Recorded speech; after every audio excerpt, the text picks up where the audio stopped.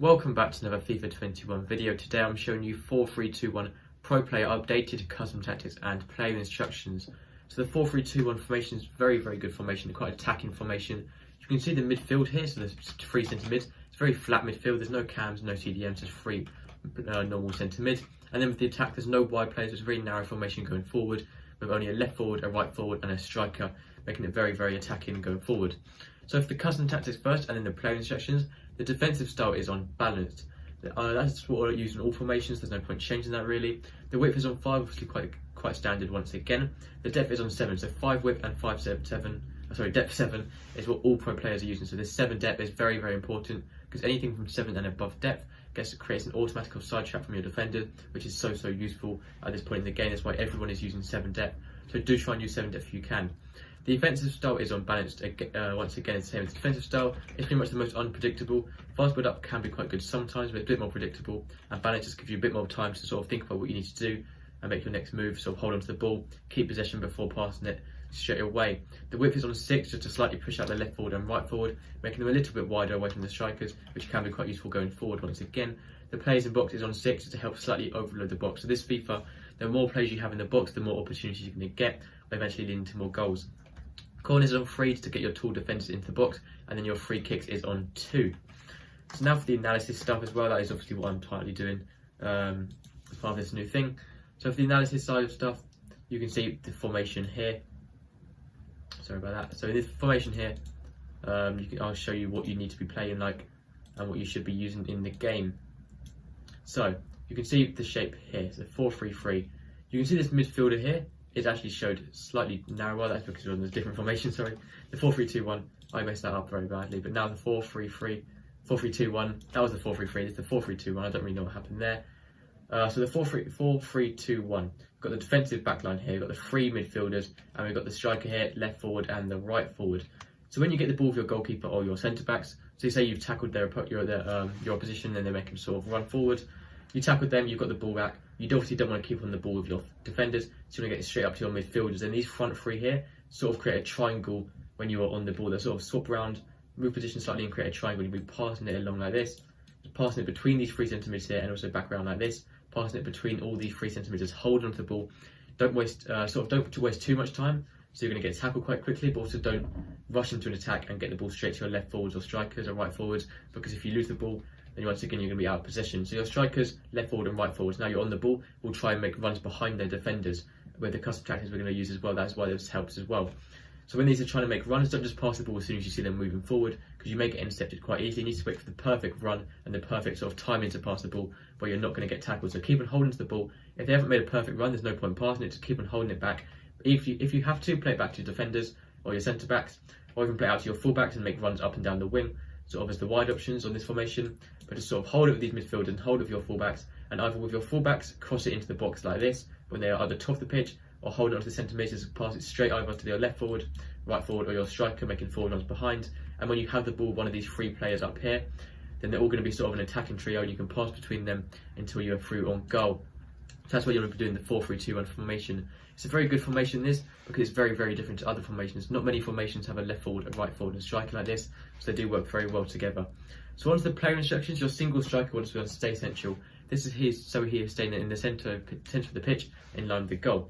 You also want getting behind, he's making forward run behind the opposition defenders. For the interceptions, just leave that normal, there's no point changing that particularly. And then for the defensive support, you stay forward, so he's at the top of the pitch and not drifting back when defending. So for your left forward and right forward, these are sort of in between wingers and strikers, but sitting slightly deeper, but they act a bit like strikers.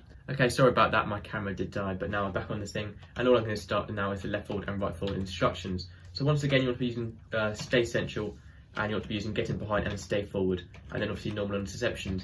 For the support runs, you stay central or balanced width is up to you. I recommend using getting behind and stay forward still, but if ever you want to use balanced width or stay central, is up to you. Personally, I do use balanced width, but stay central can be quite good if you want them to stay to their position a bit easier. Balanced width sort of does make them roam out wide to the wing sometimes, which can make sort of more attacking opportunities as well. So that's it for both your striker and your left forward and right forward play instructions. So for your left forward, do the same as what you're doing for your right forward. For the 3 centre mids here, so for these I recommend putting the middle one on cover centre and then leaving the rest completely default. There's no point changing these. You want them to be as sort of versatile in their position as possible. and sort of have more freedom when they're on the ball and on the pitch. So just leave these completely default. You can put stay back while attacking or get forward in one of them if you want to, but I recommend leaving them completely default. There's no point changing those. For both your two centre backs, leave those completely default once again as well. No point changing these. No one ever changes your centre back instructions. For your fullbacks, make sure you have overlap on, so making overlapping runs on the outside, round your left forwards and right forwards when pushing forward. That is very important. For the interceptions, this time you do want to be using conservative, only for your fullbacks. Just it seems to be what everyone does, so that's why I've just gone with it. I'm pretty sure it does save more energy as well when you're on conservative interceptions, which can be quite useful in your fullbacks, especially when they're going to be all over the pitch, running up and down the pitch, using a lot of energy. And then lastly, for the attacking runs, it's up to you whether you want to go balanced attack or stay back while attacking. If you choose to go stay back while attacking, they're going to be staying back in the defensive line, making it easier to defend, but less options going forward and out wide. So you can go balanced attack if you want to. Most pros do tend to go balanced attack, but if you're not as comfortable defending, you can definitely go with stay back while attacking. Personally, I do go with balanced attack on this formation. And then lastly, for your goalkeeper, you want to use comes and crosses. So your keeper's coming off his line a bit more to defend corners and crosses.